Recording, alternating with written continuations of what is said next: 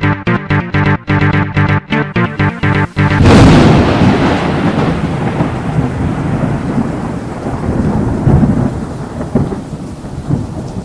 evening, lady. He coughed. What's up, everybody? I'm Graham. It's another goddamn horror podcast. We got a super fucking special show for you tonight. I'm really excited. We're covering TUBI movies, and I've got my buddy Jonas here as usual, but we're missing Ryan. So he's out on tour right now. He's on tour. I wish I knew the dates, but I'm off social media, so I have no idea what city he's in. But go look it up. You have social media. So we brought in a ringer, a favorite. I don't know how many times she's been on the show at this point. I mean, at this point, she is the other co-host. When any of us is gone, 100%. She is the other co-host. Like 100%. It's just what it is now. I'm always I didn't happy. even consult with her. I'm just telling you right now, Mary Beth, that you are in fact the other co-host when any of us are gone. Hey. Oh, I also wanted to talk to you about something, but we'll get into that after. Who am I? It's a secret. So we're gonna cover. So, Mary Beth, how have you been? You've got a new job, right? I do. I'm How's great. it going? It's going great. I work at a new indie horror studio called Little Spark Films. They're based in Dallas, Fort Worth, Texas. They are really cool. We're working on some really cool projects. I'm their marketing director, and I get to do some really cool stuff and help people make movies, which is really cool. It's really fucking cool. Yeah. It's one of those things that I'm gonna get #vulnerable on Maine here, but like it's been hard kind of being like, oh, I'm pivoting from like writing being my like full-time gig and like identity. But it's also, I think, been very refreshing to kind of like do something new, but then also figure out what parts of writing I really like doing and keeping that up while also working in a field where I can actually enact a little bit more change proactively, which is really cool. You look like you have like a new job glow too. Thank you. The 6-month resentment depression is finally going away. Let me tell you, y'all, like, I get vulnerable, but like leaving a toxic job, sometimes I deal with resentment depression, and there was a lot of it for a bit. But you know what? I realized that's not good for me, and it's not worth it. So, And then I found a really cool job, and I'm working with some really cool people. We have some really awesome stuff coming up. I get to go to set at the end of March for something. Oh, yeah. So I don't know. It's cool as hell. So it's really cool. And I know Jonas and I and Ryan feel like having someone like you who has made one of our favorite films and has such good taste in horror movies, having someone like you on an indie studio, it's fucking great. It's absolutely a perfect match it made screams in hell. what we wanted to see happening. Yeah. You know, it feels good. It feels really good, and I'm having a good time. It's only been like a month, but it feels better than other stuff has before. So it's really great. Yeah. And I can already tell, just honestly, because you and I talk a lot, and I can already tell just by the way that you are now, like that there is like a relief to it. Like you feel like, I can tell that you like actually feel like you're wanted and needed there and like, appreciated. And even if it's only been a month, like to have those feelings in that first month, that's good. That's super good. Yeah. So it's really good. It's great. And like, I get to keep working with horror movies, and really that's the coolest shit. Like I got super fucking lucky. Yeah. I'm super fucking lucky that like, I was like, shit, do I need to pivot? But no, I didn't have to. And it's like, I'm super fucking lucky, and I'm super happy to still be fucking around in this genre. You can't get rid of me. Good. Jonas, Yay. What have you been up to?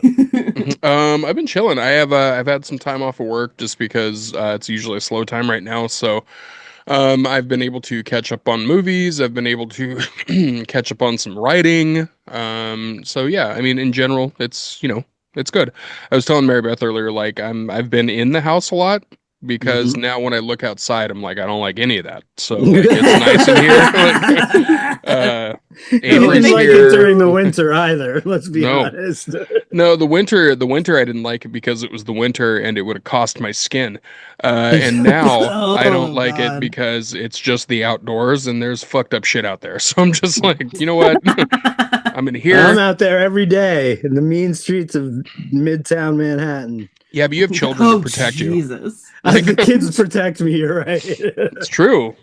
Yeah. People don't fuck around with that, man. People don't understand. If somebody fucked with you, you could sick so many kids on them. They would just be like, and nobody wants to fuck with the kids because I'm this like weird bearded leather jacket dude, just like kind of yelling at them to stay out of the road and stuff.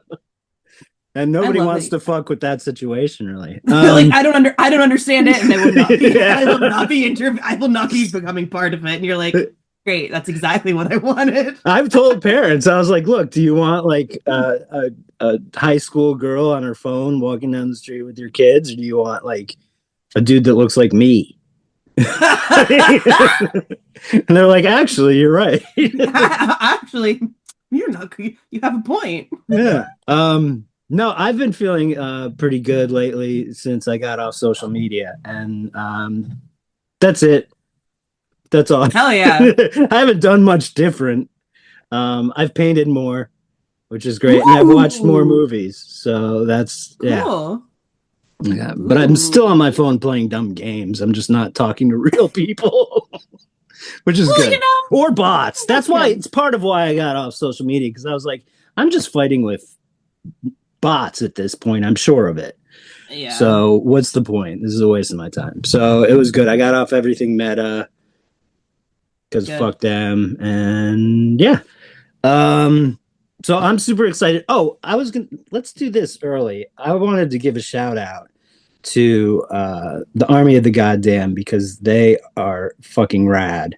And we always do it at the end. So I was going to do it right here at top. To join our Patreon, become the Army of the Goddamn. We've got tiers from like $1 up. And I'll read your name on this. But become the Army of the Damned, the Army of the Goddamned, and be rad like these people. Michael, Drew, Stephanie, Katie, Chris, Alan, Angela, Jasmine, Jason, Jake, Vivian, Ron, Kristen, Manny, Coleman, Jared, Michelle, and Brandon. So 3 cheers and 10 blunts for all those people. So hell yeah. So we're doing TUBI today, huh? Fuck right. Sure. I love TUBI so much.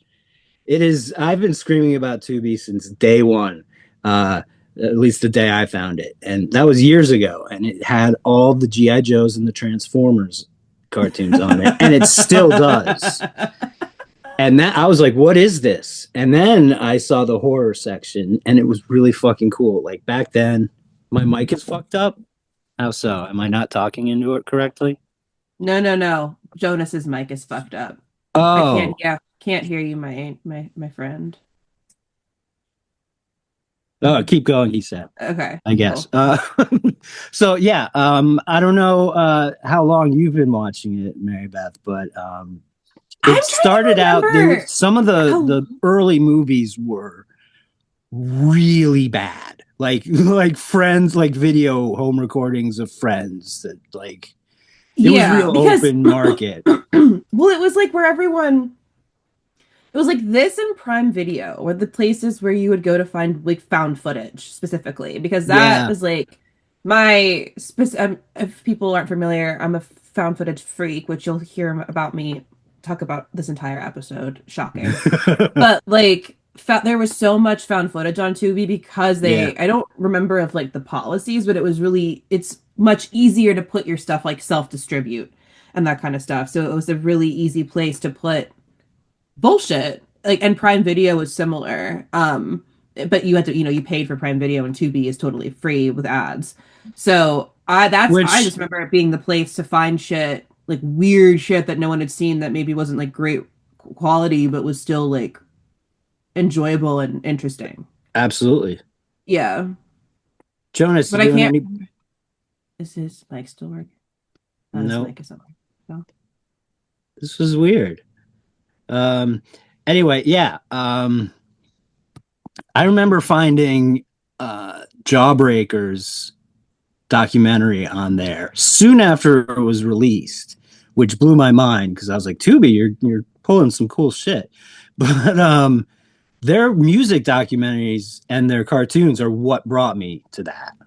I didn't realize how good the cartoon when I was like doing research for this episode. I did not realize how good the cartoon section was. Like this doing research for this episode made my list on Tubi like triple in size because I didn't realize like they have All Courage the Cowardly Dog. Like I did not realize. And like so many, and it's wild because so many people are putting their stuff on Tubi now. Like A24 has stuff now. It's like everyone. Marshmallow is on there right now, which yes, blew my mind. I finally can watch it, or finally going to watch it. It's my favorite. I know. I've heard such good things about it from you guys and other people too. But I like everyone's all about Tubi now. It's which is fascinating because like from a filmmaker perspective, just like minor inside baseball, you really don't make that much money on Tubi technically from the ads, but like if it's like the thing that happens like if your film is somehow goes viral or something, like it really does help. So it's so fascinating seeing how Tubi marketing has done a lot of stuff like on TikTok and the way people like will put movie clips on TikTok and that pushes people to go watch the movie on Tubi. It's wild. It's like a very weird ecosystem for movie making right now, but it's been very interesting to watch like develop. Yeah, and some like I thought it was really super rad when like the Addams Family put their where the devil takes you. No, that wasn't. But they're where the devil roams. Where the devil is that it? Yeah, I think it is that. I think so. Yeah, where the devil roams. Which is I fucking love that movie. I think it's so vibey and fucking weird. Yeah, I loved it. Yeah, I love that upstate, like just off vibe so much, like the Appalachia shit and stuff. I really watch a lot of YouTube stuff about cults in the Appalachia. Hell yeah, it's great. I love that stuff. I love it. I think but I'm like back, to see. By the way. Yeah, you are right there, but your video's gone. Right. I've been listening to you guys the whole time. I just have my video. Okay, there we go. Talking with my microphone. But yes, I'm back, guys. Excellent. Hello. So what no, I thought it was super cool that they premiered a movie on Tubi. I don't know if they wanted to, but like the way it was very cool for me, and I ended up buying it anyway. Well, and Tubi's like actually is really interesting in how they're like doing originals now, and like they really are actually they're encouraging a lot of indie stuff, and they're also filling a gap in the market for Black films and like Black filmmakers. Yep. They have a lot of like programming that's geared towards Black audiences. Absolutely, yep. And like they're doing something right now. They just posted something on Instagram about like doing a offering money for Black productions. Like it's called The Blacklist. Yeah. Thank you. I couldn't remember the name, but they're filling a lot of gaps in programming in a really interesting way that like they were obviously before just a streaming service, but it's kind of cool to watch how they're growing as a service. And also just like it continues. And I know there's all this stuff about like they're owned by Murdoch, right? And or something like it's owned by Fox. The very tippy top is going to be a corporate overlord. I know, like people always like, well, this and that. I'm like, everything is owned by a corporate billionaire overlord at this point, and like at some point, like where do we draw the line in terms of like you have to like draw the line you legitimately have to draw the line in the sand and be like you just said, everything's owned by a shitty billionaire, but also is that thing that's being owned by the shitty billionaire putting people's voices out there that need to be heard? Then kind of draw the line there and be like, all right, the fucking head of the snake sucks, but at least every podcast every she time knows that I'm recording, and she calls every Tuesday. Every time she feels it in her bones. She does. Well, also that's really funny too because it's like 3 minutes before we would usually start the podcast, so she's just like, I'm gonna have to get it in right now. I like that you guys brought up the Addams Family though, because like.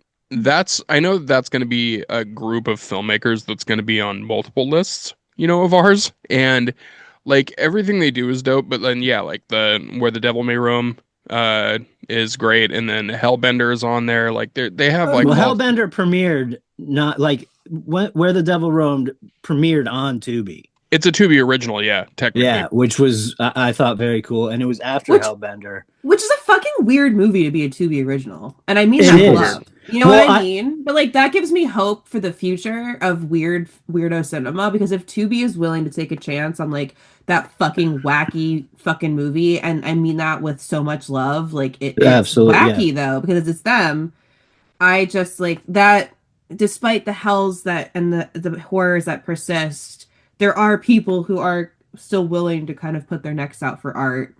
And Yeah. that's encouraged. That is deeply encouraging. One of the And movies. I was one a of the big. Oh, go ahead. Well, I was just gonna say one of the movies that is gonna end up being on my list is also another one of those Tubi originals that's like mad fucked up. Like you get 15 minutes into the movie and you're just like, oh fuck me, all right, we're going here, all right, like, and they're doing the same thing. My big like Tubi, one of my big Tubi moments was I saw Sorry Charlie at a festival, and I really liked it. It was a simple movie, but I thought they pulled it off really well. It was fun. And then I was like, oh, I hope this gets out. Like, I don't know if this, because it wasn't the best one in the festival. And I don't know, like some of those movies I never see again or hear from again. But most of them I end up seeing later if the festival's like top notch. But I'm rambling now. Rambling so I fine. saw Sorry Charlie, and then it popped up on YouTube or Tubi as a Tubi original. And I was like, oh fuck, cool. They're like buying shit from festivals and stuff, which is awesome. Like, mm-hmm. Yeah, they seem to be fighting the good indie fight, so to speak. Yeah. Like, you know, I've seen that with a lot of different stuff. And also like random shit pops up on Tubi where it's just like you can't find it anywhere else, and then all of a sudden it's just on Tubi and you're like, oh shit, there it is. Like it just, you know, that happens like more often than I thought. Like I can't find anything and it ends up being on there. By the way, I have to mention this because it's gonna bother me because I have OCD and I think I think I have like a sprinkling of autism that makes this happen. But like, you know, it's just a little sprinkle. You know when your parents just a little touch. You know when your parents told you to not pick a scab because if you do, it's gonna stay there. This fucking thing right here, that right there, that was because I fucked with it. And yeah, it's because I should have listened to my mom, and it's been there now for like 3 days, and it's fully healed. Like it's just there now. So listen to your moms. Your dads don't give a fuck about you picking scabs. That's a mom thing. Like that's scar yourself up, boy. Yeah, they don't give a shit. They'll put hair on your knuckles or whatever fucking misogynistic, toxic shit they'll think. But this, yeah, that's because I didn't listen to my mom. So listen to your mom, or you have to go on a podcast with a really annoying red dot on your fucking nose. But don't pick up if she calls during the podcast. No, you can't. That ruins the recording. Mom, you gotta wait. My mom's probably messaged me like 3 times already. Just that happens during the podcast. Okay. So talking on the thing of then like Tubi taking chances, I want to mention one of the movies on my list because it's a Tubi original, and I threw it out to you. Mary Beth told you I just watched it, and Graham, you actually I believe had mentioned this to me before, but the movie's called Match, and yeah, oh, like it's not that I like the movie, but holy fuck, is it not only is it dark, but it's weird, and it's weird quick. Like, and it's about a woman that goes on a dating service, and matches up with a guy, and then she goes to meet him, and the house is not what she thought it was, and it was actually the mom. This is like in the first 15 minutes. It was the mom that was on the actual, on the dating service, and she was doing it for her son. And when the woman gets there, she gets like drugged, and the mom wheels her into the room. It's just like, oh no, you're going to see Jimmy. He's not good on the computer. I had to do it. And you get in there and he's just gross. Like he's just this big, like deformed, like really fucked up looking, dude. And it was the mom essentially going like this, now you're for him. And it's because she wants a grandchild. And this is the first 20 minutes, 20 minutes of the movie. And then it gets way the fuck crazier. Like from that point on. And it is not what you think it's going to be based off of just that first 20 minutes, but it is kind of that. Like it goes to a lot of different ways, a lot of different areas. But by the end of the movie, it ends up being a really good movie. Like especially for a Tubi original, like it's a fucking swing. Like they took a swing on that one because that could have easily backfired.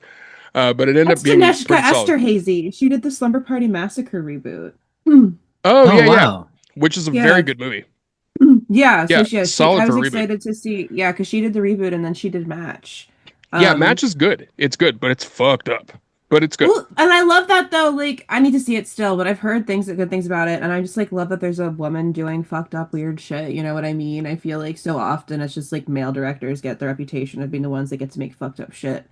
And it's like, I don't know, I love that. That's very Hmm. cool, and I love Yeah, it. women get to let their freak flag fly. I have to say that like very quietly because that's like there's so many cancelable possibilities within the word salad in that one. So like, but yeah, it is. I think it's always good like that. Aw. So I want to dive into the Tubi originals because I think that is a good place to start with Tubi. So I have Match on my list. There's a couple that I've talked about before, and in fact, one of them I've recommended a lot on the show.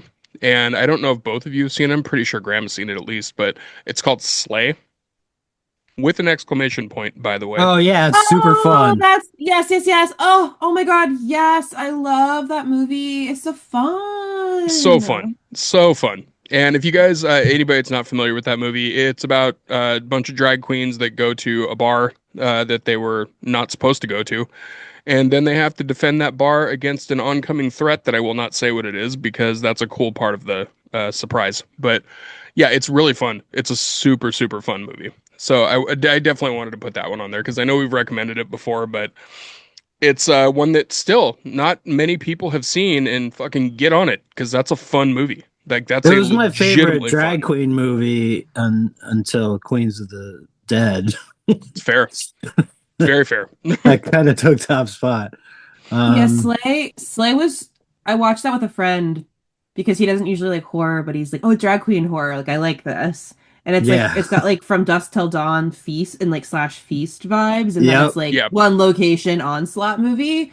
But I think the drag queens are so good in it. And I feel like we're in this era where like drag queens aren't just the punchline anymore of like, oh, it's the sassy drag queen. Like we're actually getting really cool representations of drag queens played by drag queens, not just like a straight guy put in drag.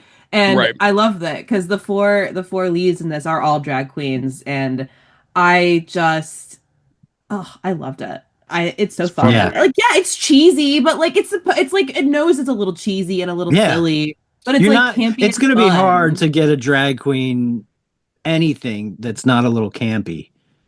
Yeah, Yeah. you got You it. know, Like you gotta like have it. it's kind of their thing, you know.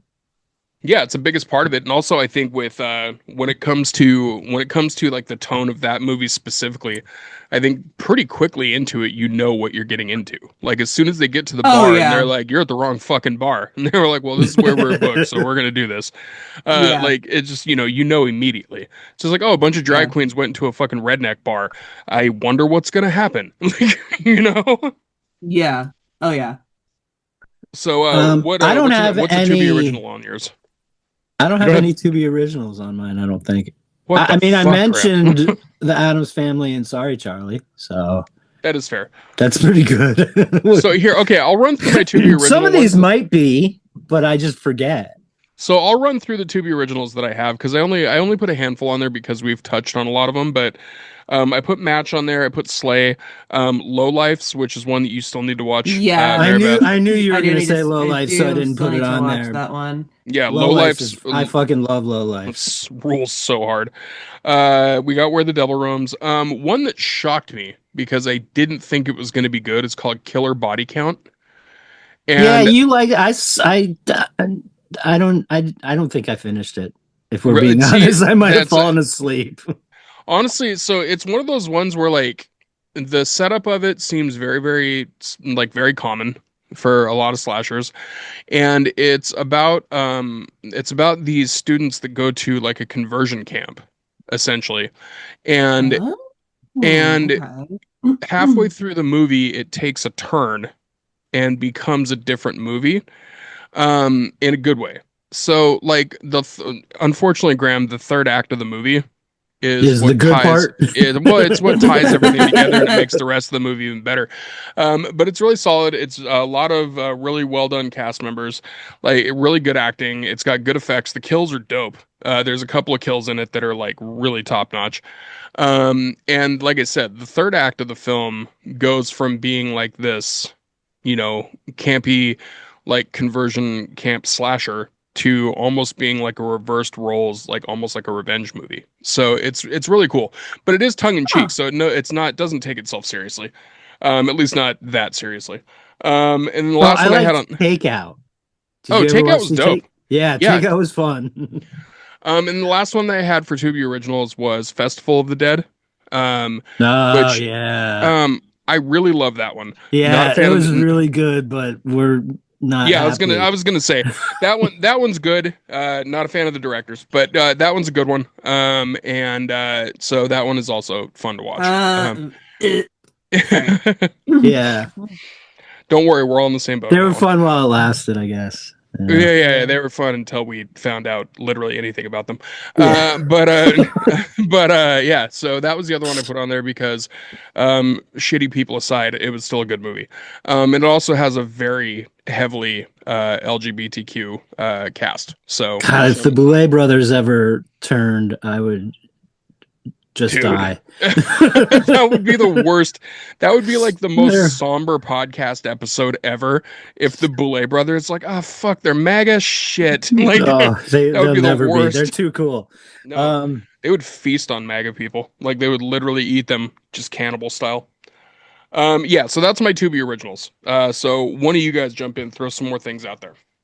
I have two more that you didn't say. So one is Bed Rest. It's this Melissa Barrera movie that came out that like I feel like no one has seen. It rules. It's actually quite good. It's actually a pregnancy horror movie directed by a woman. Shocker. Wow, weird. Fascinating. And it's about Melissa Barrera plays a woman who is on bed rest and is stuck in her bed, and something keeps bothering her. A ghost starts bothering her while she's stuck in bed. And it's a really interesting take on pregnancy horror. Like as a woman, I get tired of it, but like this is a really interesting take on it. And Melissa Barrera is really good. It's almost entirely just her in a bed. And I think it's like an hour and a half long. I think it's worth a watch, especially if you're a Melissa Barrera fan. And it's like, it was cool. It's something that came out like right around when Scream happened. So I think it also got overshadowed by her being in Scream. But Yeah. highly recommend. That's a Tubi original. And then the other one is Bury the Bride, which is oh fuck yeah. Yes. That is I forgot that was a Tubi original. Isn't that yes, Spider? this is Spider One. Yeah. And I was really surprised by this one. This is, I don't think it's his first. Is it his first feature? It's his second. He did his second, right? He did that. Yes. Oh, the Allegoria. Yeah, which I and love. also Allegoria. Little Bites.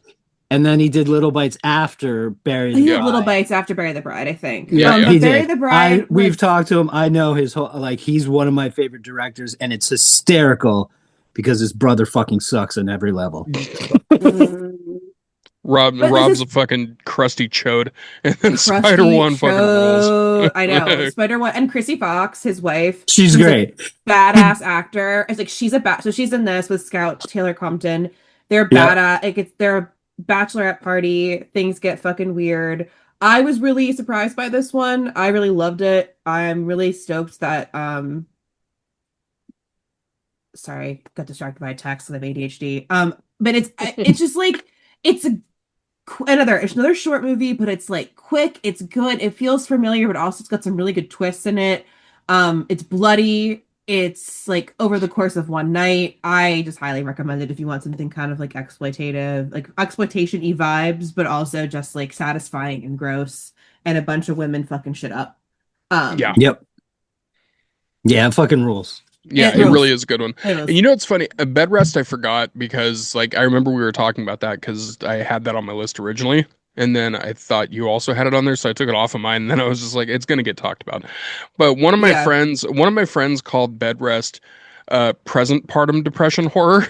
And I was just like, instead of postpartum, I was like, that's Yeah, actually kind of accurate. Like, it pretty that's, much is exactly what it is. Because yeah, like I mean like I have never been pregnant. I have no desire to have children, but I know that getting like being put on bed rest is actually like the fucking worst. Like it's not it's like, oh yeah, great, you don't have to move, but it's like no, you cannot move or like you could very much hurt yourself and your unborn child. And yeah. it's just like hell on earth. And so I think this movie really captures like that actual hell and what that can turn into. And again, I think whatever you will fucking want to say, Melissa Barrera, I think, is a really good actor. Fuck the She's great. haters. Fuck the haters for real. It's not her Yeah, fault. for real, Um, real. No, but she's a this is a very good really, actress. it's a really good display of her acting ability and like in a much more, it's grounded's the wrong word, but it's like more grounded. Like it's in like a hyper crazy chaotic scream slasher movie. Like this is a much more like emotionally grounded performance. So highly Yeah, recommend that. yeah, it's great. Also, like you said, the movie is literally on her shoulders. Like, Yeah, and it's her. yeah, for a movie that's essentially just her, like she really shows what she can do. And yeah, anybody that is a hater, first off, fuck you. Like Melissa Barrera rules.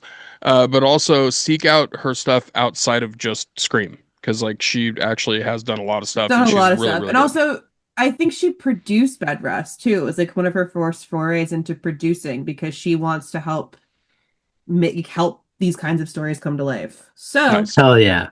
so yeah. Women, bro. Mm-hmm. Fuck right. Well, I'll start with Speaking of women, Stream Bystanders on Tubi. That's my movie.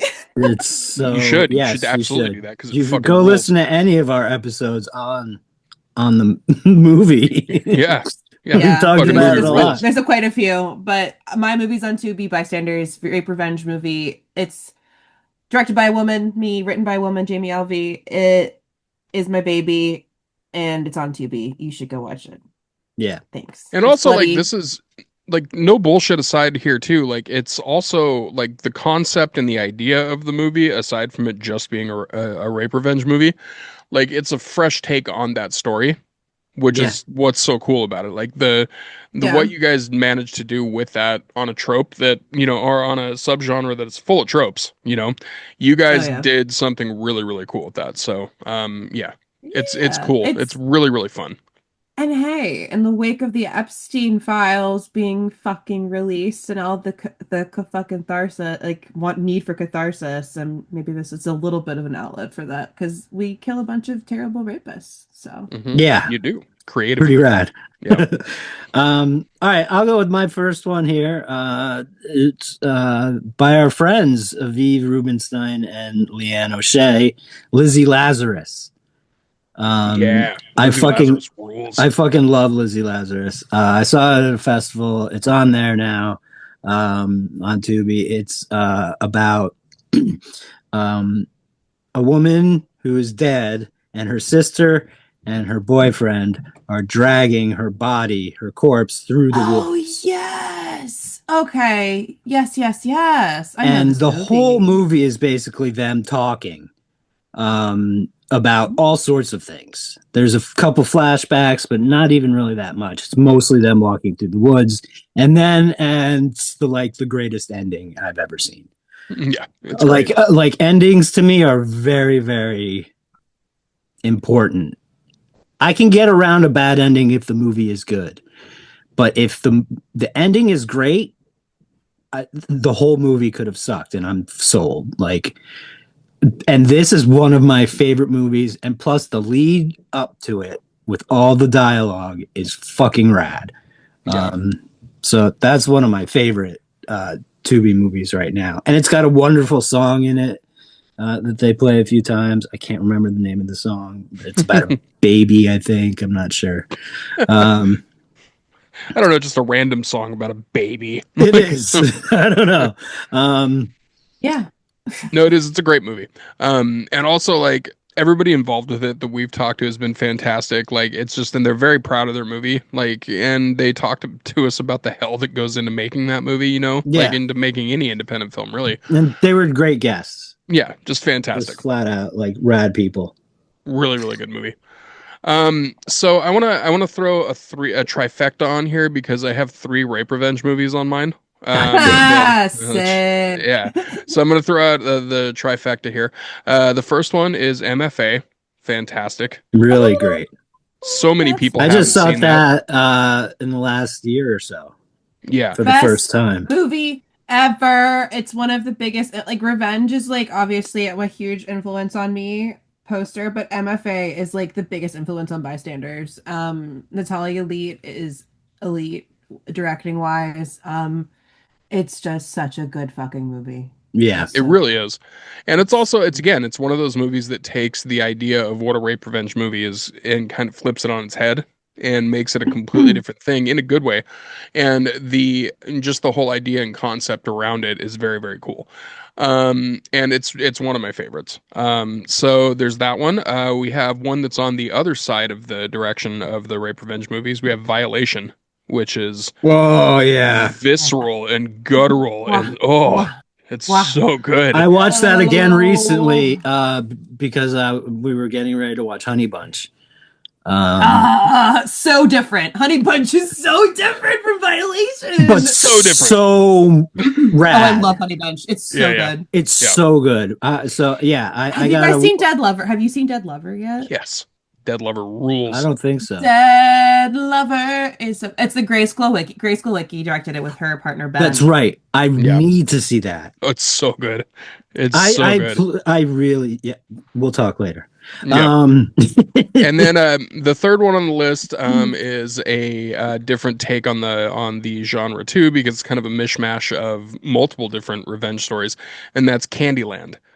Okay, I have that on my list too. Fuck yeah. Yeah, Candyland fucking rules. And like so many people don't even know that movie exists. And I know. You told me about it. It rules. Like it really it's really funny too, because when you watch the movie, like you just see randomly like one of the Baldwins is in there. It's whatever team Baldwin, like that's never a great sign. Let's be clear. Right. I'm never excited. I've never been excited when a Baldwin shows up on any screen. You'll be excited in this one because he fucking gets his just desserts. He doesn't fuck anything up. No. It's just all I care about.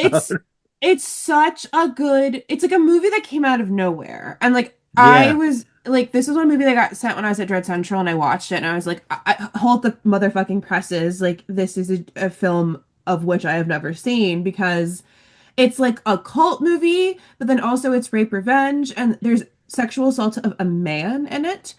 Mm-hmm. Rape revenge does not often deal with men getting sexually assaulted, because it seems that people do not understand that men can sexually assault each other. And so this movie deals with that. Men can be sexually assaulted by women. They also can be sexually assaulted by women, absolutely. This movie just does not delve into that. Right. But I was shocked by how good it was and how weird and fucked up it is. And I just highly recommend. It's about lot lizards. I recommended it to someone this weekend, actually. She was doing it. I went to this vintage market, and this woman was doing a painting about lot lizards. And I said, "Have you seen Candyland?" And she goes, "No." And I said, "It's about lot lizards." And she's like, "I'm watching this immediately." So Candyland endures. I love Candyland. I'm so glad you brought it up, because it was on my list, because there's like not enough people know about this fucking incredible film. Yeah. It's also like the other thing it's like there's a lot of like, especially for like a very pulpy, like almost exploitation style movie, like it deals with some fucking deep shit. Like it deals with internalized homophobia, it deals with religion, it deals with cults, it deals with rape revenge, it deals with a variety of different sexual assaults. Like it's a very, very layered movie for what it seems like on the surface. And it's definitely one of those ones that more people need to see. So I'm glad it was on your list too, because that movie fucking rules. Yeah, I love that movie. I'm not going to match up with anybody. All right, well, here, I'll put up another one that I know no one will say. Walking Against the Rain by Scott Lias is one of my absolute favorite sci-fi dystopian. Wait, really, Scott? Okay, hold on, hold the presses, cut this out. Okay, yes. No, don't cut this out, actually, because this will be announced. I'm working with him on his next movie, a found footage movie. I'm producing his next movie. That's fucking awesome because this Wait, movie. that's like so kismet. I'm literally sending out the press release tomorrow about Oh this my God. movie to get Holy people to shit. like report on it. And it's his new movie. It's his new movie. Wow, this is like I don't know what this is, but it feels like a good sign from whatever It's hopefully forces him are out coming there. onto That's the show to serendipity is talk what about that his is. new movie. But Oh, walking, he will. Oh, don't worry, he will, because I'll make him. Awesome. No, Oh, Walking Against the Rain is so good, and it has again one of my favorite fucking endings of any movie. I hell love yeah. those movies that Okay. just come out of nowhere, almost ex machina, but not ex machina. What's the Deus Ex Machina, when it just Yeah, uh, yeah. I got it Yeah. right. Yeah, what? But it's not really like it leads up to it, but you're like, oh shit, that's a shift in everything.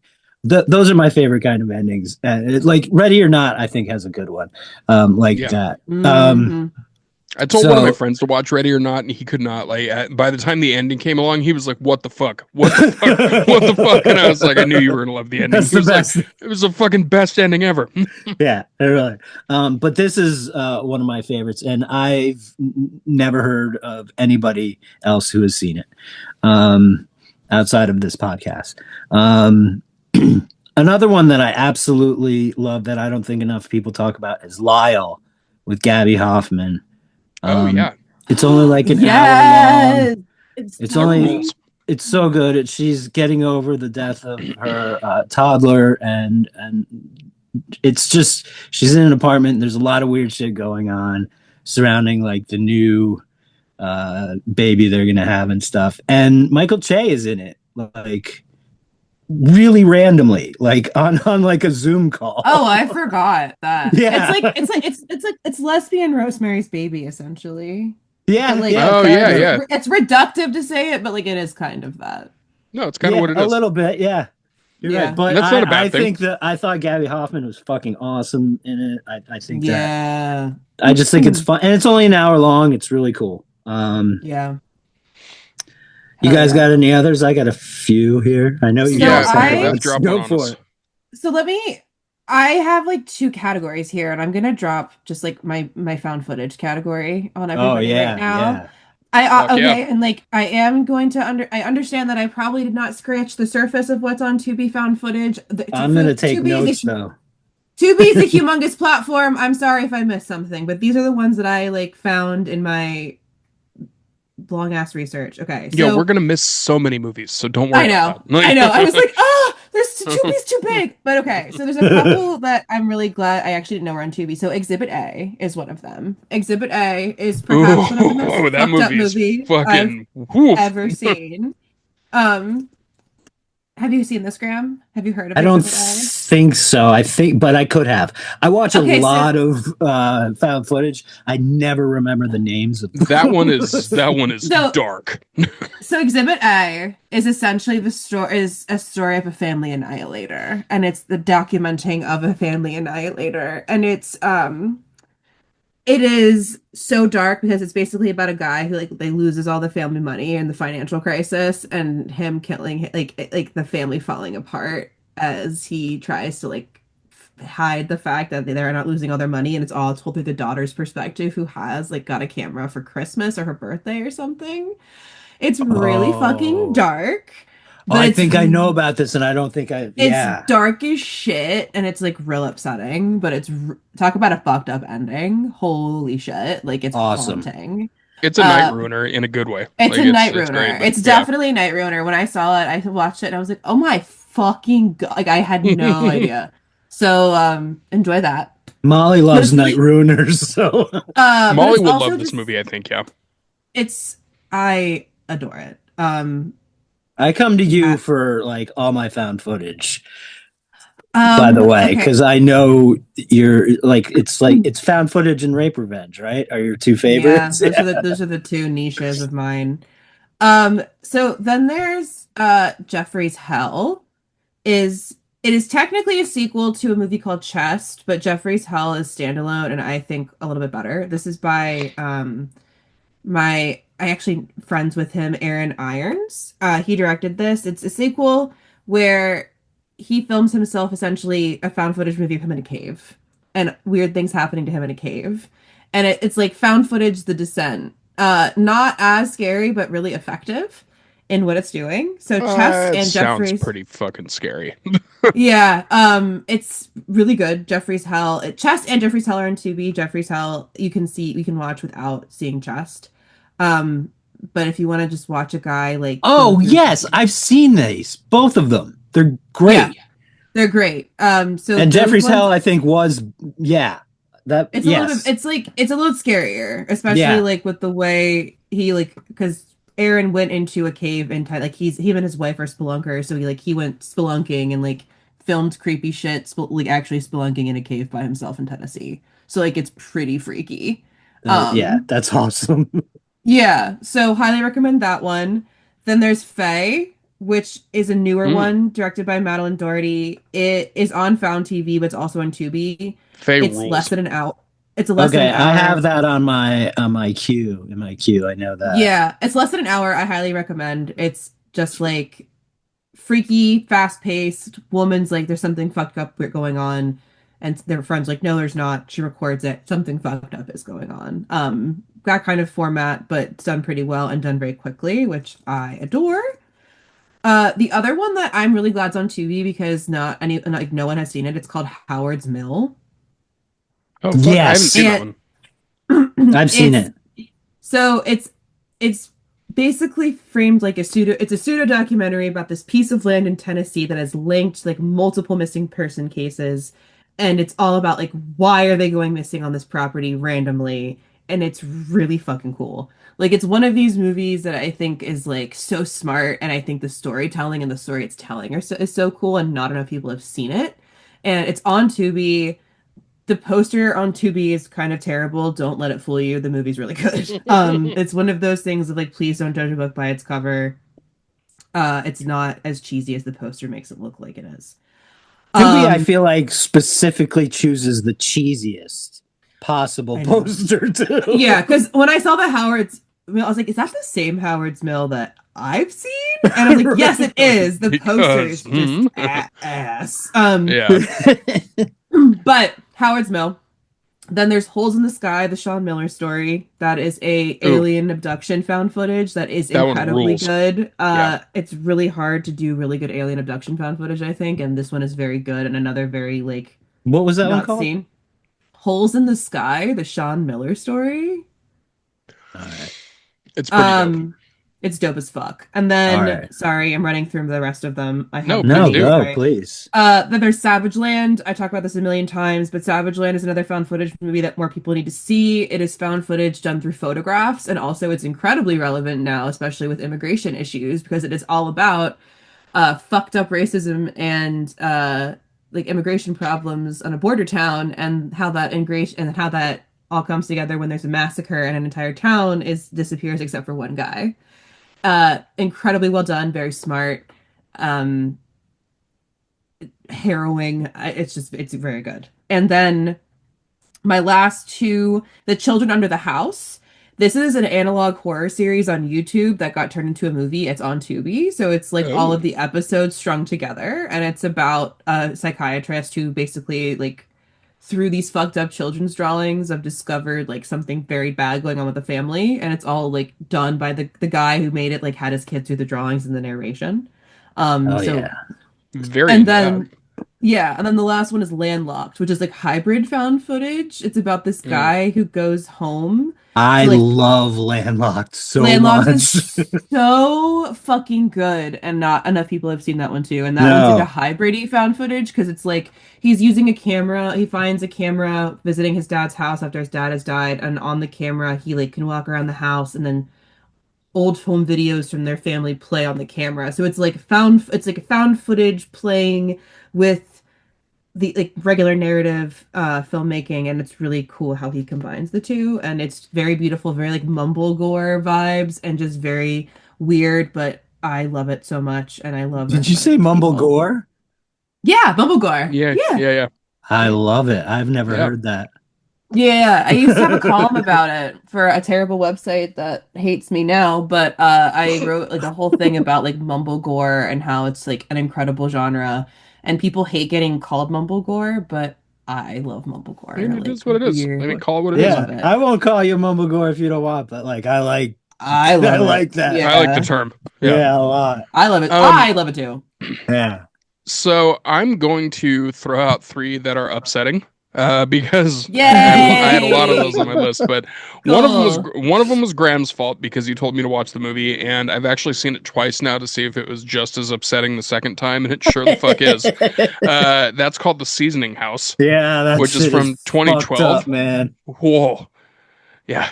That movie hurts. But like it's also really well done. Like it's actually very well done. It's dark as fuck. It's about human trafficking in the military.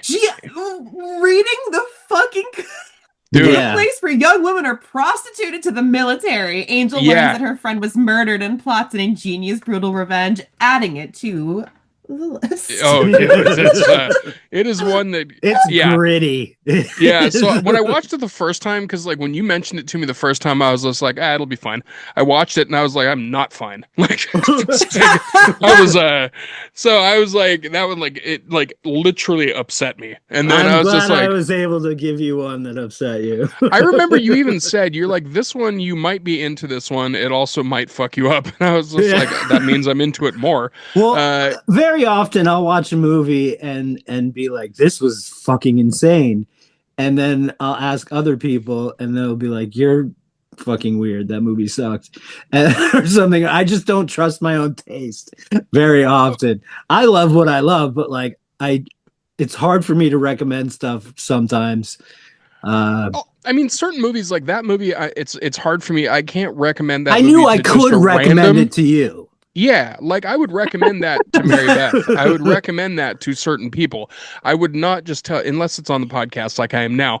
But I'm giving plenty of information to say this movie is fucking hardcore. Like Yeah. it's hardcore. On a similar note to a movie that's very upsetting and hardcore, Daddy's Little Girl. Have you ever seen that one? I don't No. like the title. Daddy's No. Little Girl is about a father whose daughter is murdered, and then he researches torture and finds the murderers. And that's the majority of the movie is him getting revenge on the murderers. So, like, you know how in the movie Hard Candy, you don't see any of the stuff that Elliot Page is doing. In Daddy's Little Girl, you definitely see all the stuff that he's doing. And yeah, it's fucking hardcore. It is quite hardcore, but also it's one of those ones that kind of gives you the revenge feels too, where you're just like, oh, fucking get him. Like you're very into it. All right. And then the third one, I don't know if either of you have seen this one. The third one is Who's Watching Oliver? Oh yeah. Oh, that movie. Woo! Yeah. That movie hits multiple different upsetting points. But it's also really well done. Like it's super well done. And I remember when I saw the cover of it, I was like, I don't even remember if it was well done, to be honest. It's well done for what it is. For what it is, it's well done. But it's indie, it's gnarly. And the guy that plays Oliver is so creepy. Like he does such a good job of being creepy. So yeah, that's the third one that I would definitely call upsetting. The first two, you're gonna get a lot of catharsis out of them. The third one, Who's Watching Oliver? You might be pissed at the end of it. So like you might not even get catharsis. You might that one might just straight up be upsetting. But the first two especially, you definitely get some catharsis out of them. Hell yeah. To add to the upsetting, High Tension is also on Tubi. Oh yeah. Nice. A film that changed my life. Yes, it's deeply problematic in its representation of queer women. I know this. I understand it. I still love this movie, flaws and all. People don't love it. I do. It's fucking gross. It's fucking nasty, and I think it complicates the slasher in really interesting ways. It's directed by Alex Aja. He did the not paranormal, Jesus Christ, Piranha 3D. He did Crawl. He did that terrible Halle Berry movie. What a wild filmography Crawl that was guy pretty has. bad. Alex Aja. Alex Aja's career is insane. Also, I sat next to him when I was absolutely stoned at a movie at Fantastic Fest and didn't say a word to him because I wanted to, but I was so stoned. I like didn't want to be a freak. And so I just was just like so still and being like staring at the screen, like, don't be a weirdo. Don't be a weirdo. And I think I was just like a weirdo. Were you like counting down in your head, but like the seconds before you look over to the side, like 10, 9, 8, you can look I down. didn't Okay, it's get been like 10 that seconds. weird. Like, I didn't get that weird about it. But I was definitely like very awkward. yeah. But I love that film, even like warts and all. And then another one that's upsetting in a different way, The Artifice Girl. Have y'all seen The Artifice Girl? I have not seen that. Okay, so No. The Artifice Girl is an incredible movie about it's one of my favorite movies about like AI because it is this like very indie look at a guy who makes an AI child who's designed to bait online predators. And Oh, it's about the evolution of the AI and like it's in three acts essentially, like developing the AI, like a middle part, and then like what happens when the AI is like really advanced. And it's this like very fascinating story about the use of artificial intelligence and catching sexual predators. Like it I'm fucking sounds into that.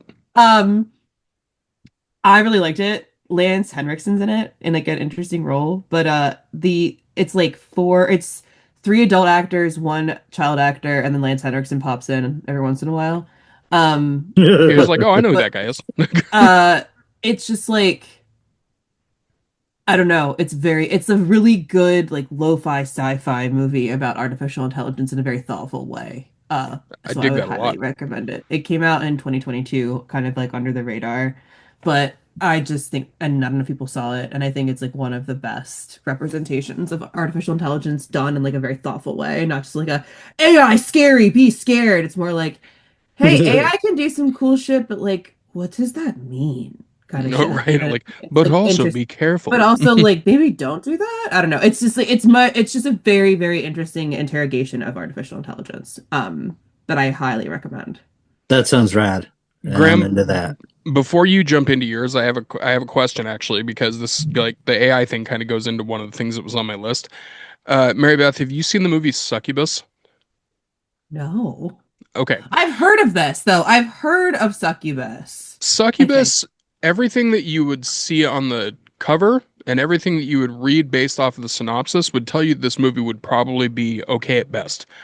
Um, it's actually really good. And what it is it's about a succubus that uses online like dating profiles and things like that to bait the person in.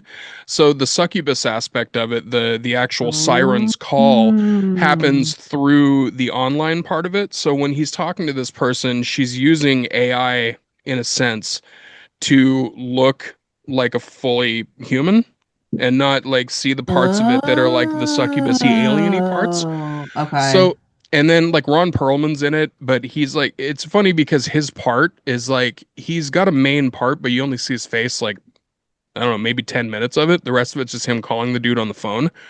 Cause like he calls him and Yes, he's like, I read an exclusive clip from this on Dread Central when I was still there. 'Cause I remember the Ron Perlman part. Yes, okay. Yes, yes, yes. I know this it's, movie. I haven't it seen is it a though. shockingly good movie, like for what it Okay, is. okay. Um, All right. and I'll the succubus aspect of it is done really well because like it's a twist on what the idea of a succubus is, and it's also a twist on what that can actually do.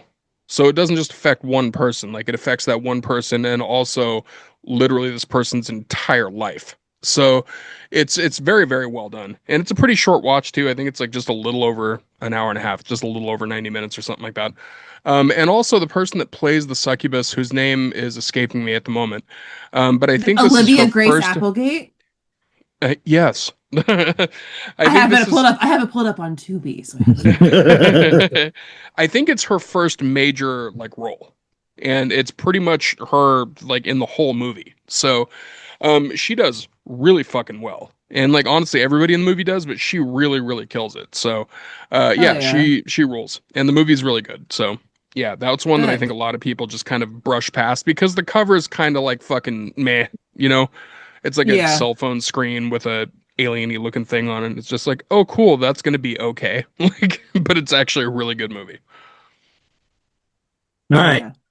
I'm going to Graham, what run else? down a few here. I want to get this out of the way because I don't want to miss it. The Once and Future Smash and End Zone 2 by our good friends Sophia Cassiola and Michael J. Epstein. I'm going to say Michael J. Epstein every time because Michael Epstein, it's just too close now, I think. I feel so awful for him. But I feel like if I throw the J in there, it like deadens it a little. So shout out to them, though. It could be Michael J. Fox, but then you get to Epstein right, at the end, and you're like, wait, fuck, it's a bad yeah, ending. well, yeah. But I love that. It's a very, very funny. The Once and Future Smash is a mockumentary about finding the new Smash to play in the End Zone 2 movie coming out. That's just called End Zone. That starts halfway through End Zone 2. Yeah, that sounds about right. Okay, yeah. It's pretty fucking awesome. Anyway, that shit rules. Braid by Mitzi Perioni. Yes. That's one of my favorite fucking movies. I've seen it a lot now. It's just so rad. It's about these two girls who are fleeing the city after a drug deal goes bad or something, and they decide to go to their rich, crazy friend's house in hopes to rob her. But they have to play these weird games where they set up the rules when they were younger and stuff, and it's just fucking weird and wild, and I love it. I'm going to mention Delicate Arch again. I've seen it now. Rules. Yes, I need to watch 6 times by Matt Warren. Shit. It's I watched it again last night, and I am absolutely confident that my theory is correct. So I'm feeling good about that one. Blood Tracks. Has anyone here seen Blood Tracks? Oh, fuck. Blood Tracks rules. Blood Tracks is about a metal band that goes to the mountains to film a video. And there is like a weird family that lives in like the turbine of an old jet or something. It's fucking bizarre. And it's like kind of Norwegian. And it's just amazing. All right. I love it so much. Fam. It's not scary. It's just fun. There's like, it's a metal band and everything's ridiculous. And it's 80s and it's great. And it's like a Norwegian black metal band found a slab city in the mountains. And it was just so like, good. it's like, so oh, good. These people are fucked up. Cool. And it's all their groupies there and stuff. It's so fun. Fuck yeah. All right. And one that I don't think anybody has really heard of or watched or anything, Protein by Tony Burke. That was on my list. Yeah. It's about a serial killer who eats a drug dealer, and then that sets off a gang war. And it's fucking awesome. What? Yeah. What? And that's all you need to know. And it's what? a lot more to it, but like it's very fun. And it actually has a dope cover too. Like it does. It's really good. The cover looks awesome, but that's fucking nuts. Okay. Yeah. It's a very wild, very, very fun movie. Fun is, I don't know if fun's the right word, but it's a good movie. It's really good. No. I mean, I don't know why. I was like, this seems weird enough. Right. Like, it's called Protein. I was like, I don't get it. But here we go. And until you realize that he's just really eating pure protein. Like, yeah. And then a real quick rundown of movies that are on there that I think you should check out. Dawn Breaks Behind the Eyes, Ride the Snake, Open 24 Hours, Pussy Cake. Open 24 Hours is great. I saw the Pussy TV Cake Glow. Rules. If you haven't Pussy seen Cake. that. Yeah. And Tin Can is on there too. So I think those are all good. Like but if I did. Also, Crumb Catcher is on there. Which, Crumb Catcher is also that fantastic. movie's fucking crazy. Have you seen Pussy Cake? I have seen Pussy Cake. Yes. Pussy Cake rules. I love Pussy Cake. It's so fun. I love it so much. And then for music, well, this isn't really music and this isn't horror, but it's Vibes by Ken Kwapis with Cyndi Lauper, Jeff Goldblum, and Julian Sands. That's pretty vibey. I forgot about this movie until it popped up on Tubi. It's an 80s movie. Cyndi Lauper's like my queen. So I had forgotten that she was in this bizarre movie, and it's fucking great. It still holds up. It's so much fun. And then the two documentaries on music that I think you should watch, or three, sorry. Don't Fall in Love with Yourself. It's about Justin Pearson from The Locust and all those noise bands. And he's as pure an artist as I wish I could be. Mm-hmm. I think like he's the type of artist that I thrive to be. L7's Pretend We're Dead, because they fucking rule. Just watch that. L7 is the fucking raddest. And then if you like Todd Phillips, watch Hated, the G.G. Allen and the Murder. If you don't like Todd Phillips, you're going to hate him more. Yeah. That's actually accurate. That's very accurate. Yeah. If you like Todd Phillips, you might hate him after. This is like his first movie, too. It's this. He follows G.G. Allen around, and it's a fucking nightmare because he just like breaks the fourth wall. Like, this guy's rubbing shit on himself. I don't know what the fuck I signed you get up for. You get the, like some famous footage of him doing some fucked up shit at the gas station club. He's just G.G. Allen can go fuck himself forever. He's from Vermont too. I don't know. I'm so bummed I have to claim that. Yeah, fuck his soul to hell. Like the bad part of hell. Like not the good part. Person. And but this movie's, watching him just be a fuck ass in New York City is worth it. I mean, honestly, if you were privileged enough to get footage of G.G. Allen being a lunatic in real time, not just like on stage, then fucking good for you, Todd. Like, he follows him around for a while before the show. He's doing all sorts of gross stuff. This is right around the time when he was talking about killing himself on stage, which he didn't get to do. Good. That's true. That is true. Who the fuck are you talking about? G.G. Allen. You don't know G.G. Allen? Oh man. No, I just looked him up and I'm like, he's not a real man. Oh yeah. Yeah. You can check out I was supposed to play a show with the Murder Junkies actually in New Hampshire with my old band, and they never showed up. We were the only band. Was his music good? No. Some people will be like, "Well, a couple of the songs were pretty good." They weren't. They were garbage. It's shit punk. It's just it's terrible. Just not good. He was born and they named him Jesus Christ. Like, he was not. No, he was done from the get-go. This poor kid was destined for failure. That's such a bummer. Such a bummer. That's so fucked up. Anyway, sorry to derail. I'm just like, it, so I was going to say, the fact that we have just exposed you to who G.G. Allen is I apologize. I don't. It's incredible. I don't. No, the rabbit hole that you were going to go down with G.G. Allen is full of just nightmares and also like such interesting, crazy shit. Like, G.G. Allen is one of the worst people that's ever lived, like, for sure.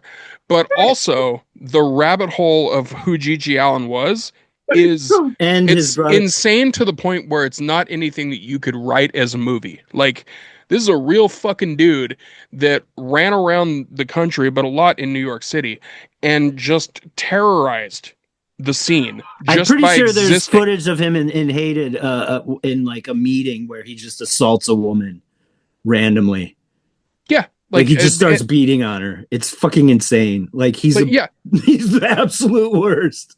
Why? You never get that answer. No, he just he died of a heroin. He died 1 month after I was born, June 28th, 1993. You're welcome. You go.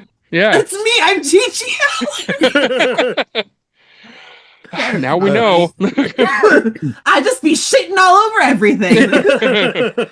No, it is funny too, because like when you go down that rabbit hole and you see, like, if you ever see footage of like the concerts and everything, the music is absolutely unlistenable dog shit.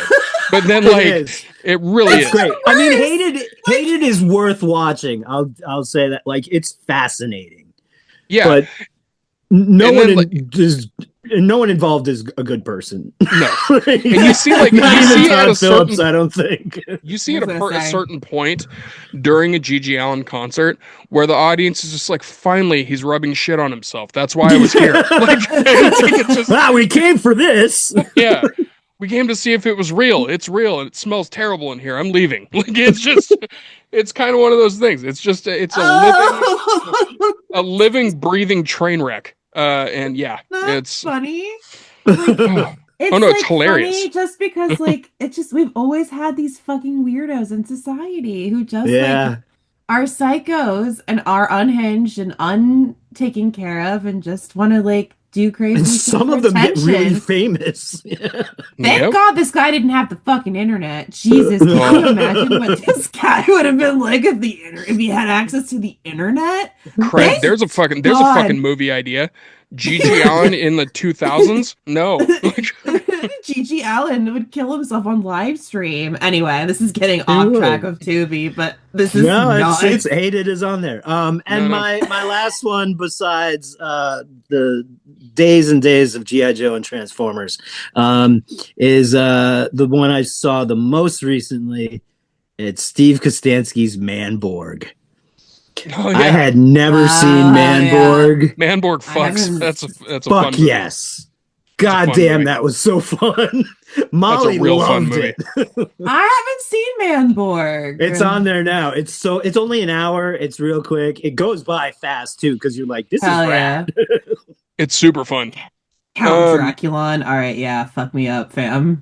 All right, so I'm gonna do a lightning round here real quick because I had way more movies on here. We've covered a lot of them, which is good. Yeah, but I'm gonna do a quick lightning round on mine, and then Mary Beth, you can finish us off with what you have that's left as well.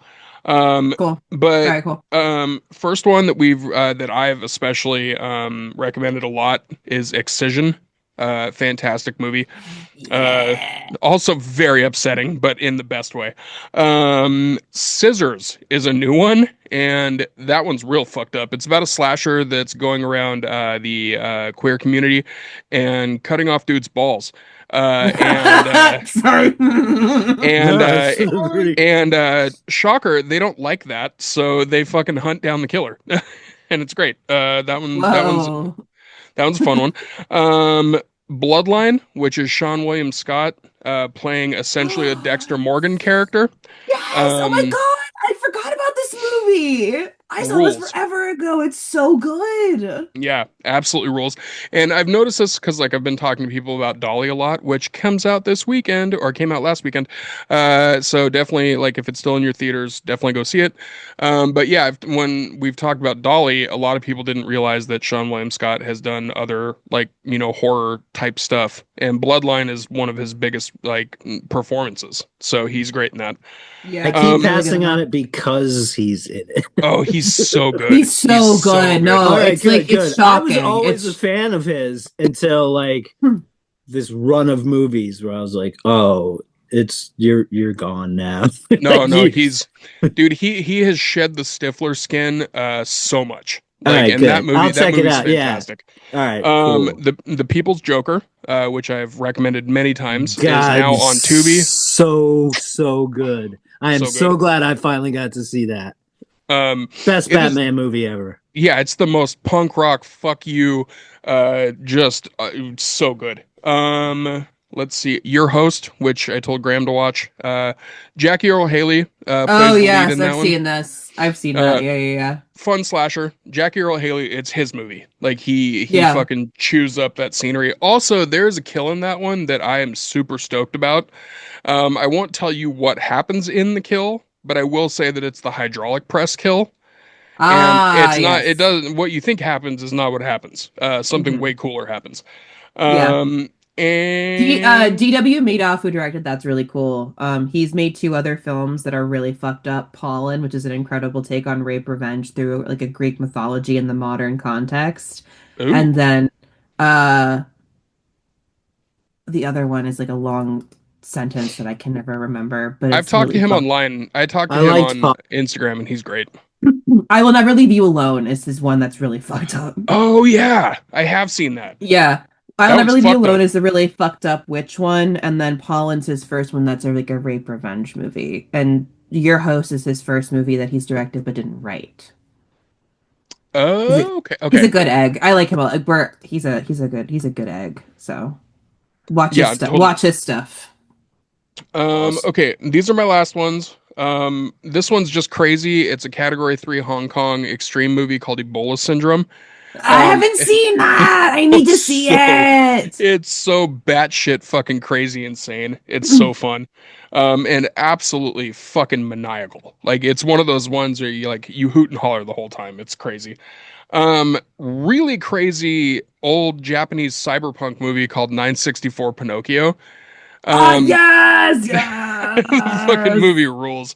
And the lead character is a discarded humanoid sex bot that becomes sentient and says "fuck this shit," and goes around Tokyo and goes fucking crazy. It's awesome. And then the also, by the way, we can't not shout out Cannibal Mukbang being on there, Yeah, I was which we've hoping someone Absolutely. mentioned was so going. many I was times. hoping. Yeah, Yeah, I was gonna we've mentioned say it so many times, but fucking Amy rules. That movie Always can't. Yeah, rules.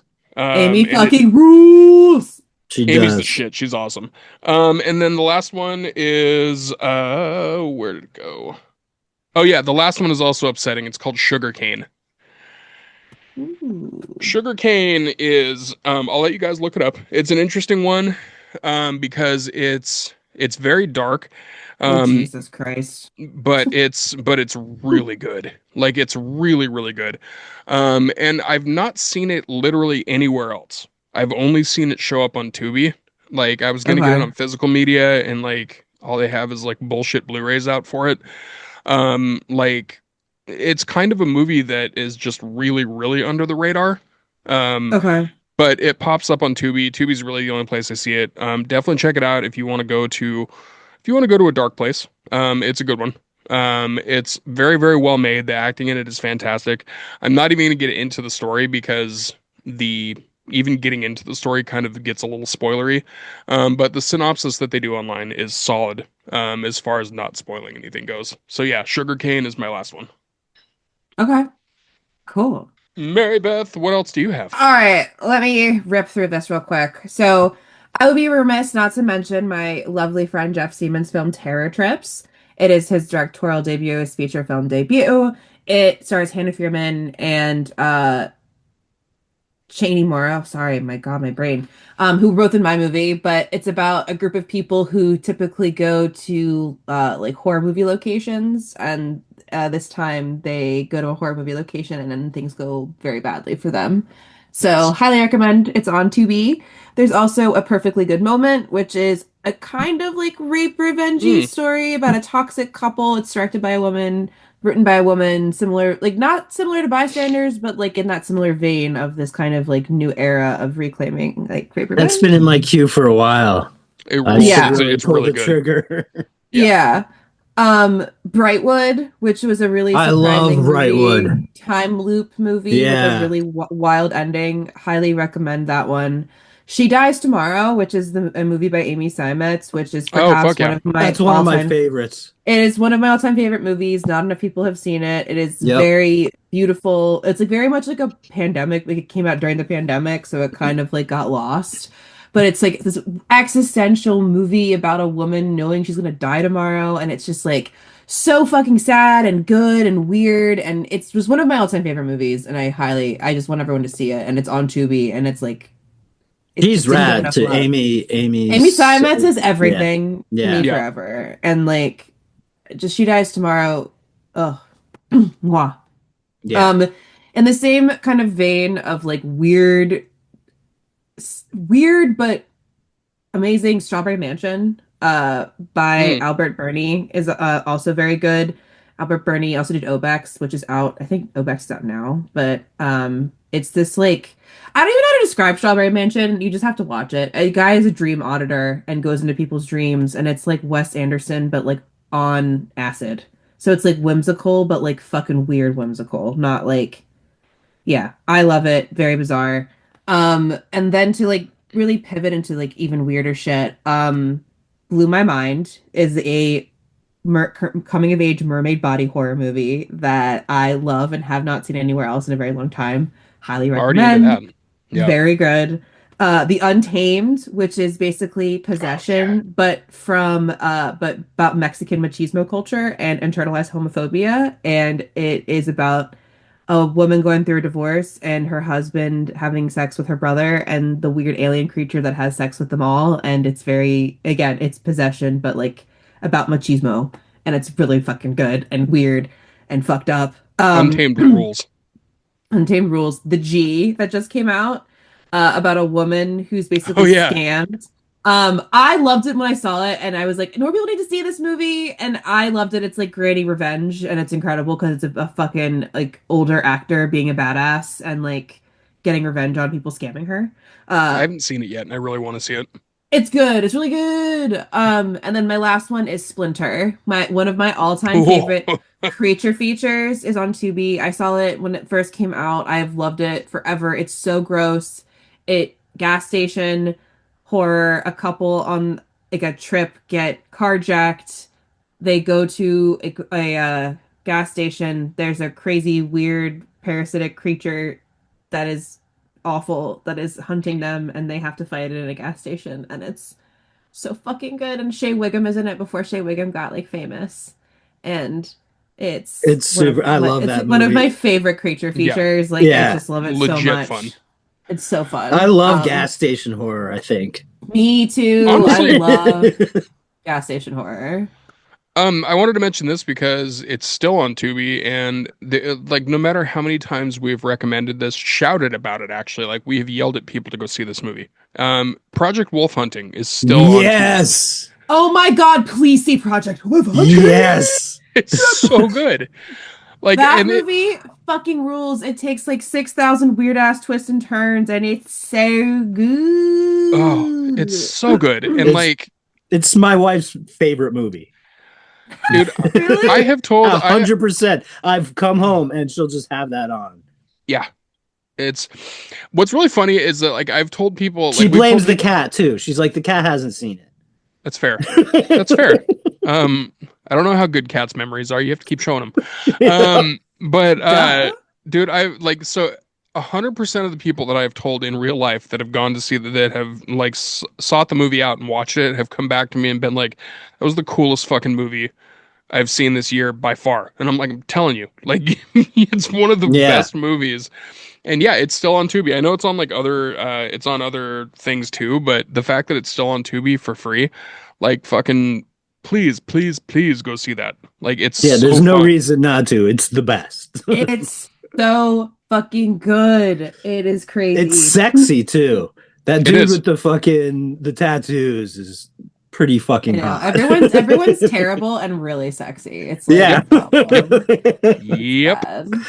Yeah, Yeah, it happens a lot. it's And great. also like it's definitely like it's horror for sure. But also it's action. And also it's kind of comedic. It, And it also called it, it's like it's so many it things. called it in when it was on Prime, it said horror, sci-fi, crime, and thriller, I think. And I was like, they nailed it. Might not have been Yeah. thriller, it might have, but I was like, they nailed everything they said that was gonna be and went overboard. Yeah. Yeah, it's I said it basically There's was so much crime. it's Con Air on a ship, and then it's also a Resident Evil movie. Yeah. right. With a little bit of Predator too. Like it's Although, you know, yeah, a like little bit of Predator. Yeah, you're right. That's yeah. And then I remember also one of my friends was like, "Why is the title Project Wolf Hunting?" And then I explained it to him why, and he was like, "Oh fuck, that makes all the sense." And I was like, "Yeah, because Well, like the whole wolf idea."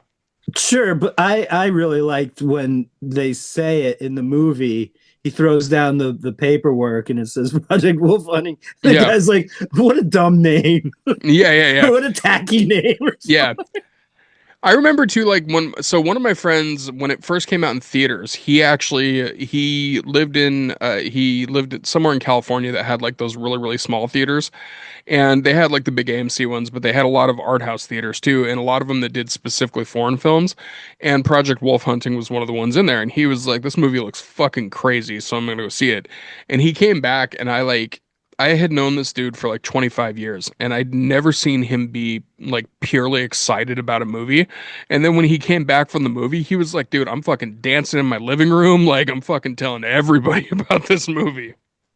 Yeah. It's a That makes dance me so and tell happy. people about it movie. Yeah. Such fun shit. So yes, that It is is still on fun. Tubi. Please All fucking right, go see yeah, it. please go check out Tubi. Not only because it's free, because it's got so much shit that you can watch that we just told you about. And they And also, support independence. They they support do. independent Yeah, filmmakers they so do. much, like with the They do. releases. And speaking of, how do you guys feel about the new Shutter interface? Oh, the new With menu. what you can get your own like avatars and stuff. I don't mind it. I There's a like top Shutter. 10 now. Yeah, I think it's about time that it changed a little bit. I love it. Yeah, I still watch a lot of stuff on Shudder. I mean, like I'm a horror for horror. Like so I fucking watched Shudder. I watch Tubi. I watch Screambox. I watch like pretty much any of them that I can. I watch to Sure, try to. sure. But I'm just like because I thought it was a big change. That's what I'm saying is like You know? the it seems like there's an actual shift on the Shudder side of it, which is solid. That's good. I like the new interface. I don't think it's Yeah, I bad. think it looks really good. It does look good. And I Yeah. did find something like flipping through, besides being able to pick your own uh, whatever, and then put in really cool avatars. Um, there was something I found in it. I was like, "Oh, this is a great feature," and I can't remember where it is. But there's a few things in there. Go look. I like it. I think it's good. People Shudder has really good get shit. mad about change, and I think this looks good so far. I think As it long does as too. it doesn't mean like that they've sold out, No. completely or something. Um, Spoiler alert, I don't think they have any money. So like I don't think you have to worry about them selling out really. But there's one thing I want to say that's not Tubi related, but it is something that I kind of want to say to horror fans and also to people that take our recommendations seriously. Go see The Bride.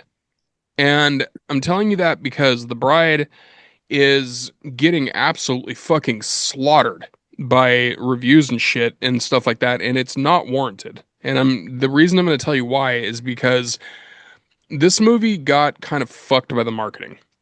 It got marketed as a horror film, and it is not a horror film.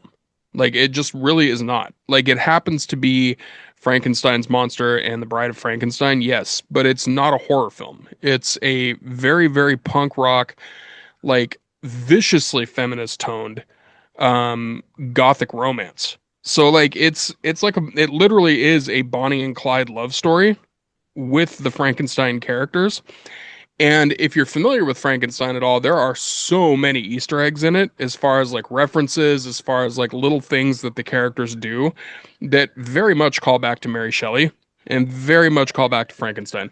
So the reason I'm saying it is because like it had a drastic drop off when it had its first weekend in the theater, and more people do need to go see it. And it's one of those few times where like I think people are just shitting on it for the wrong reasons because I think people are walking into it thinking it's going to be a Frankenstein horror movie, and it just simply is not that. I called it the Crimson Peak effect, where like when people went to go see Crimson Peak, they thought it was going to be this big like fucking horror movie from Del Toro, and it was very much a gothic romance, just happened to have ghosts in it. So like, Sometimes dudes just got to get their goth on. yeah, and this is Maggie Gyllenhaal getting gothy as fuck. Like, man, Yeah, that's fucking awesome. I will not lie, narratively, it's a little clunky for sure. But like this movie is one of those ones that like where style is like the name of the game. Like she really fucking puts a really, really cool stylistic spin on the story. And if you're gonna go see a movie in theaters this week or this weekend, go see that one. Because like it's not selling tickets because it's been just critic thrashed. And fuck those people, because this movie actually rules. So definitely go see it. And also shout out to Maggie Gyllenhaal for making a fucking badass movie. So Hell yeah, dude. I need to see it this weekend. yeah, it's dope. All right, do you have any recommendations, Mary Beth? I don't think we did any in Well, this you just episode. did. So no, I was joking. Well, I'm saying outside of. I don't mean movie wise either. I know. I was fucking around. I'm just gonna. I'm gonna say. Yeah, I finally saw Showgirls. Watch Showgirls, everybody. I finally watched Showgirls, and I'm now obsessed with Showgirls. And I You finally watched it? I finally watched Showgirls, and now I'm obsessed with Showgirls. Wow. Forever and ever, amen. I cannot stop talking about it and thinking about it. I'm gonna end up sending you a clip of an interview that we did. I did on a podcast. This was a while back. The podcast no longer exists, unfortunately. But it's my friend Andrew Roger Carson, who is a filmmaker from England. And I was on an episode of his podcast, and for the last 15 minutes of the podcast, all we did was a Paul Verhoeven imitation back and forth to each other, as if somebody was asking him what the fuck Showgirls was, and then we just ad-libbed it back and forth. It is one of the funniest things, and it's the only time I've ever done improv that I will ever put on film or recording of any time. That movie is such a stunning piece of shit in the best way. It's so fun. It's so fun. I have so many thoughts and feelings about it as like a rape revenge movie, and also as like this incredible like refuting of the male gaze in ways that are like so ridiculous, and I love it so much. It's so insane. I'm obsessed with it. Yeah. All those things are very accurate about the movie. It's also just a giant ham sandwich of a movie.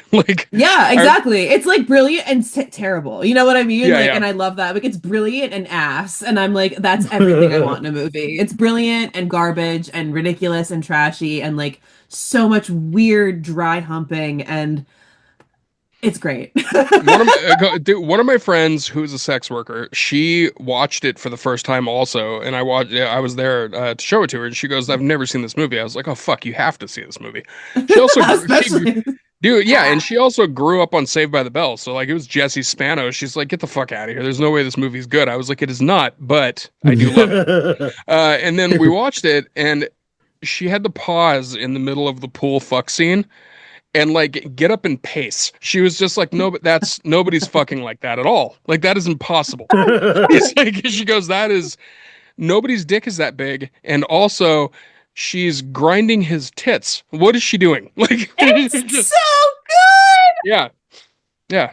Wear some Versace and fucking watch the movie. Versace. It was so, oh man, god damn. But it's on Tubi. That's how I watched it, everybody. So watch Showgirls. Amazing.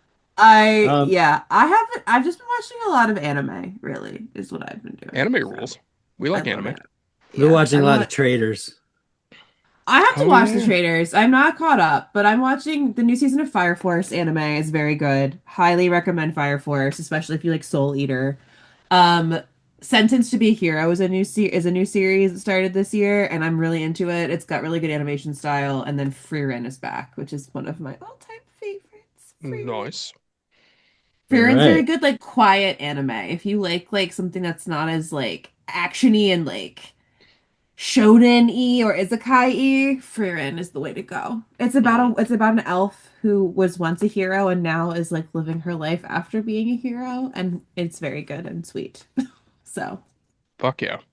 I'll recommend a cool series if you are a fan of manga or however you want to pronounce it.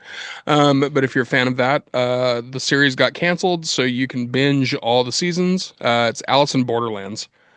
Oh yeah, if you've not seen it, it fucking rules. And even the last season that is unfortunately the final season, they kind of like deviate from the first couple seasons, and it fucking is great. Like the way they do the deviation. Yeah, that really, show really is great. Yeah, I like Hellbound too. Hellbound rules. All right, so I'm just going music real quick here. There's been a lot of really cool stuff and promise of good stuff. Like the Bobby Lees are fucking back. If you haven't heard the Bobby Lees, go listen to their last album, Hollywood Junkyard. And and especially Strange Days. God damn, I fucking love that song. But they broke up indefinitely 4 years ago because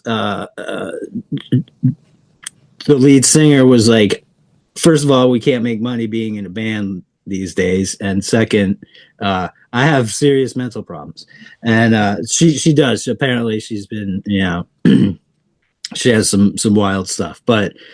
So they're back all of a sudden with 2 new singles, 2 new videos, fucking rips. I'm so glad they're back. The Bobby Lees, check them out. Especially their last album. It's fucking incredible. But the new ones that's coming out is called New Self. And it sounds great. There's Bitter Branches. If you know who Dan Yemin is, he played guitar in Lifetime and then sang and played guitar in Paint It Black.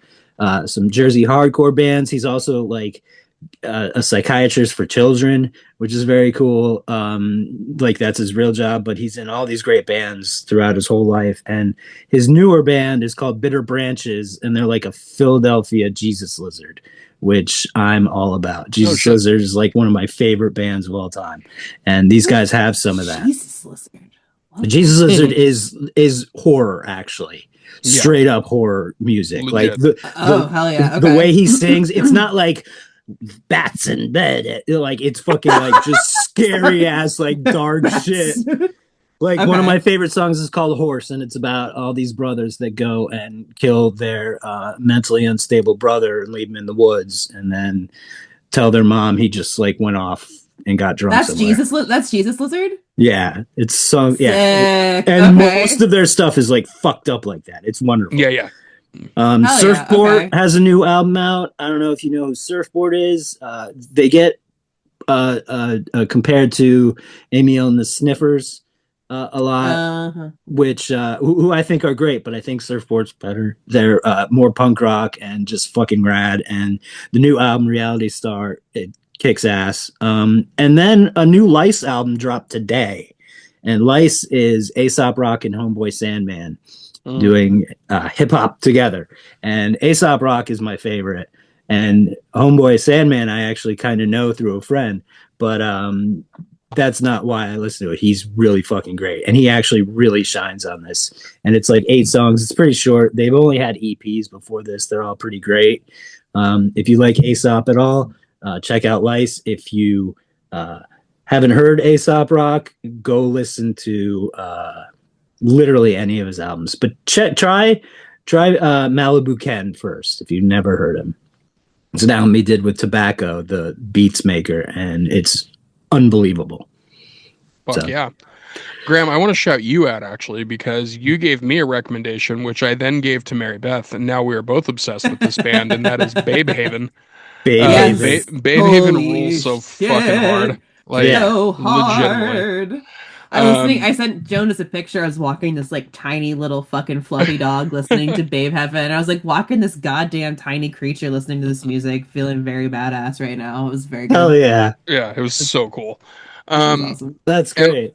And also shout out to friend of the show, Extinction AD, friend of the show, Rick. They have a new song out and it fucking rules. It's called Dead Man Running.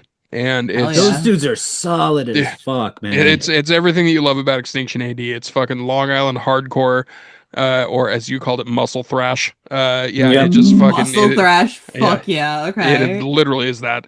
And Rick is the coolest fucking dude. He really is. Yeah. And yeah, that I think that came out just a couple of weeks ago. But it's a great new. I'm single, still just over the moon that they put a Possessor soundbite in one of their songs. Like when I heard that, I was like, "Oh, this band is incredible." yeah, they're the shit. Yeah, they are, and like also, it's funny because I've sent their music to multiple friends of mine that are like metalheads, but also like gym rats. And they're just like, this is my favorite fucking, this is my favorite gym music ever now. Muscle thrash. Yeah. I've never told any of them the muscle thrash thing before I sent them the music. And then they're like, I tell them afterwards, they're like, bro, you have no idea. You have no idea about these muscles. Dude, they're like, this is like the opposite of toxic masculinity. And I fucking love it. Yeah, it's fucking great. Hell yeah. So, speaking of metal bands that are the opposite of toxic masculinity, Gaytheist. Just listen to fucking Gaytheist. They're like doom metal. It's fucking amazing. And how can you not love that name? Yeah, and it's not. The name's like, already got me. You already told me with this. Name, so. It's like happy, like upbeat doom. It's really great. They're fantastic. So anyway, I'll shut up and stop recommending. I can do it all night. I need to go watch Traders. No, dude, you're the music muse, especially for me, because like. I'll listen to one thing and then I'll go on a rabbit hole where like, Title will just be like, you probably like this. And then occasionally I'm like, you're a piece of shit, Title. But occasionally I'm like, I would have never listened to this. Thank you. But Graham is usually the one that sends me all the cool shit. And then I just go from there. I go through everything that drops Thursday night at midnight. Yeah. It's Friday morning. I go through all of it. Oh, you're one of the okay, cool. Oh, yeah. Hell yeah. So much cool shit has been sent my way. Ryan is not here, so I don't know what the thing I bet is he's about having a them. blast with Bailey, though. Yeah, Shout out dude, to both of them. Yeah, Bailey Pope fucking rules. If you've not seen her comedy, please seek it out. If you see her coming through your town, It's even on if she's YouTube. not, I think her special's on YouTube. I believe so. Yeah, It's fantastic. and even if she's not touring with Ryan, if you see her when she's not with Ryan, still go see her. She fucking rules. Yeah. If you happen to get to see both of them for a show, like that's a treat for you because that's gonna be a fucking real good show. Ryan usually tells us about everybody around the world listening to us, and I don't know those stats, so thank you to everybody listening around the world, and especially in the Turks and Caicos Islands, because who the fuck's doing it there? Like, that still blows my mind every single time. What fucks me up even more is I have a friend living there, and he says he's never listened to us That's once. the craziest shit, because, That's fucking hysterical. yeah, like, what? That means there's other people there that are like, fucking, have you ever heard another goddamn horror podcast? These dudes. And my friends won't listen to me, which is a dick move anyway. That's really funny because now you've brought it up to him. He's like, fuck you. I'm not going to listen to it now. Yeah. Oops. Wow. Wow. But yeah, we do. We have people listening all over the world, which is It's crazy. pretty rad. And our fans are amazing, and we love you. And I'm sorry I'm off the socials, but I get it. Hit anybody up on social that knows me, and you can hit me up easy. I can get in touch with you. Yeah. And also, we're like on Discord talking to each other and shit now. So, like, we'll probably not. I mean, you know what I mean. Like, we move everything over. But the thing that's cool about Discord is that now, if we're gonna do that, we can also start doing stuff like having people come on to like watch movies with us and shit. That's what I kind of want to do with Discord. Yeah, we gotta get you over there, MB. Yeah. So keep your eyes and ears peeled for that. We'll probably do some shit like that so we can get a little more interactive with y'all and have you come on and celebrate some horror with us live in real time. We can watch movies together. So see if we can put that into play. But this has been awesome. Like, fucking Tubi rules. These movies rule. You guys should watch all these things. And you two rule. Yeah, you guys are awesome. You guys rule. Yeah, and like fucking this is the part that Ryan also usually says, but it's 100% accurate, and I do remember these things. It is very hard out there right now. Like, the world is fucking nuts. Like, the fact that we're living in this timeline is crazy. So if you are going through shit, if the voices are getting too loud, if you fucking just need to get it out of your system, you can hit us up. Do not hit up Graham because he's not on socials anymore and he won't see it. But you can hit me or Ryan up. Just let it out. You know, we might not have the answers, but we do have ears and we will listen because we need you here. We need all the horror fans here. We need all the horror people here. And we need all the right horror people here. Not you fucking. I'm glad you're doing this part because I had a shitty day on the bus today, and I would have just said, "All right, everybody, go fuck yourselves." And then I wasn't gonna lead with that, but I was gonna end with it. No, but seriously, like, so yeah, definitely reach out to us if you ever are going through it and you just need somebody to talk to. We're more than happy to do that. More than happy to listen. We want you here. We need you here. And if you don't want to talk to those other two, just ask them for my number. I'm gonna give your number to so many people now. Oh my God. It's on fucking video and audio. Yeah, that I can do that, so absolutely. I'm gonna fucking take advantage of it like a real assobut he's just gonna get a random text at 3 a.m, and then I'm gonna call you about it. It's probably what's gonna happen. Can't wait to watch this unfold. Yeah, dude. Boy, he hates phone calls more than anything. Yo, I hate phone calls like most people hate racism. Like, I hate phone calls so much. Like, I call him, he's like, what the fuck? Yeah. I'm like, no, I just want to talk. I'm like, nobody died. Absolutely if not. Nobody died, and if they did, they're still dead through a text message. Okay? Like, fucking, you don't need to call me. Yeah. But yeah, you guys rule. Our fans rule. Horror rules. I love you guys. You're awesome. And for anybody watching and listening, you know the rules. Start some fires and break some glass. We love you. Hell yeah.